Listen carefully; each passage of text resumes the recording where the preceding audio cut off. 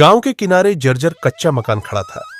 दीवारें जगह जगह से फटी हुई, छत पर बांस और टीन की चादरें टिकी थी। बरसात आते ही यह घर नाव जैसा हो जाता।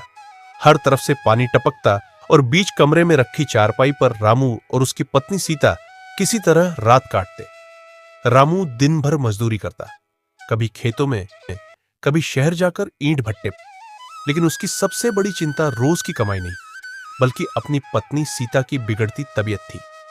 सीता कई महीनों से बीमार थी, कभी तेज बुखार, कभी सांस लेने में तकलीफ, कभी अचानक चक्कर।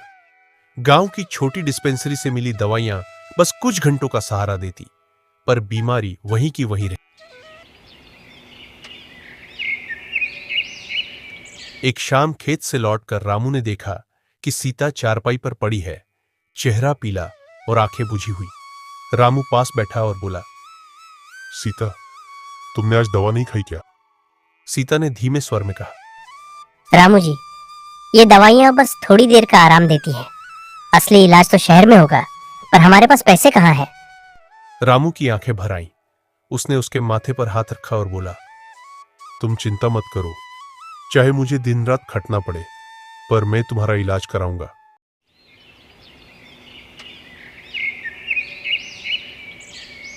कि गांव के लोग सीता की हालत देखते थे, पर कोई मदद नहीं करता, उल्टा बातें उड़ाते। कुएं पर पानी भरते समय एक औरत ने कहा, रामू की घरवाली तो महीनों से बीमार है, भगवान जाने कब तक चलेगी। रामू ने यह सुना तो उसका दिल कांप उठा, पर वह चुप रहा। गरीबी में इंसान की इज्जत भी आधी हो जाती है।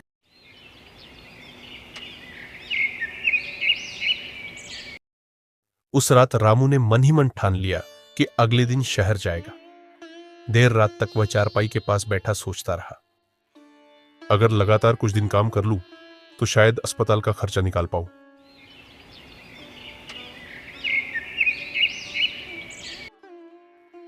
सुबह उसने सीता से कहा, मैं आज शहर जा रहा हूं, तुम्हें अकेला छोड़ने का मन नहीं है, लेकिन मजबूरी है। सीता ने उसकी ओर देखा और हल्की मुस्कान दी। आप चिंता मत करिए, मैं आपकी मेहनत से जीती हूँ। आप काम कीजिए, मैं आपका इंतजार करूंगी। दर्द शहर जाकर रामू को ईंट ढोने का काम मिला। धूप तेज थी, शरीर थक चुका था, पर हर ईंट उठाते समय उसके मन में बस एक ही ख्याल था, सीता के इलाज के लिए पैसे इकट्ठे करने हैं।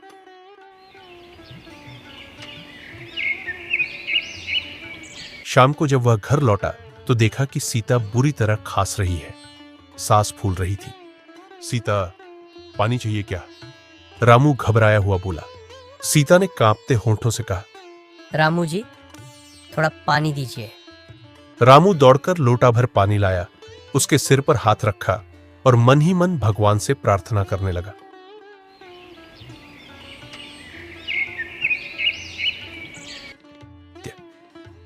अगले दिन रामू सीता को गांव के वैद्य के पास ले गया। वैद्य ने जड़ी बूटियां दी और गंभीर स्वर में बोला, रामू, तुम्हारी औरत की हालत ठीक नहीं है, इसे तुरंत शहर के बड़े अस्पताल ले जा, वरना देर हो जाएगी। यह सुनकर रामू के पैरों तले जमीन खिसक गई। उसके पास अस्पताल ले जाने का किराया तक नहीं था। रात को रामू चारपाई के पास बैठा रो रहा था। सीता, अगर तुम्हारे साथ कुछ हो गया तो मैं अकेला कैसे जीऊंगा? तुम ही तो मेरी दुनिया हो। रामू जी, जिंदगी और मौत भगवान के हाथ में है। आप बस इतना करिए कि हिम्मत मत हारिए। रामू चुप हो गया।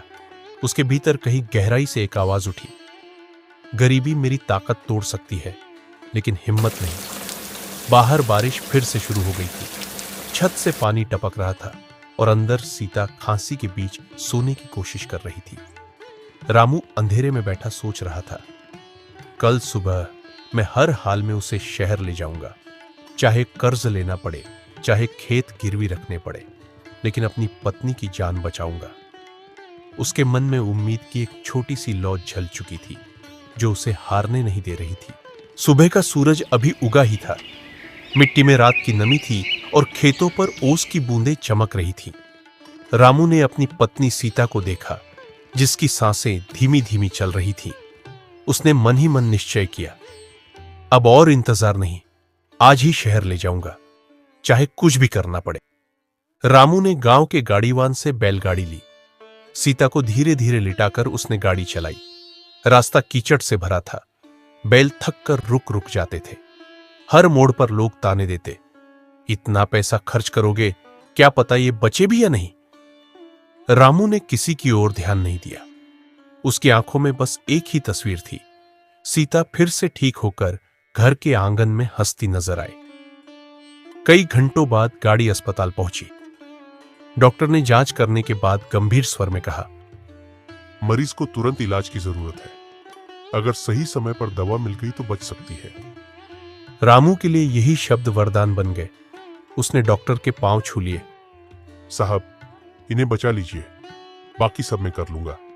रात को जब रामू वार्ड में सीता के पास बैठा था, सीता ने कमजोर मुस्कान के साथ कहा, रामू जी, आप थक गए होंगे, लेकिन जानती हूँ आप कभी हार नहीं मानते। सीता, जब तक मेरी सांसें चल रही हैं, मैं तुम्हें कभी अकेला नहीं छोड़ूंगा।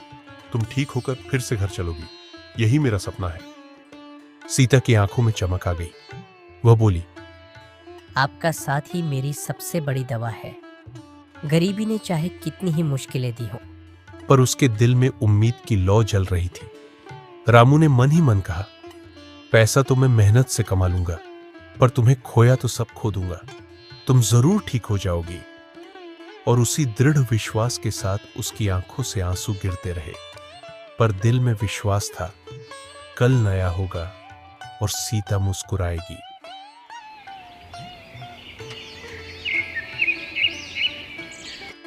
सुबह का सूरज अस्पताल की खिड़की से भीतर झांक रहा था।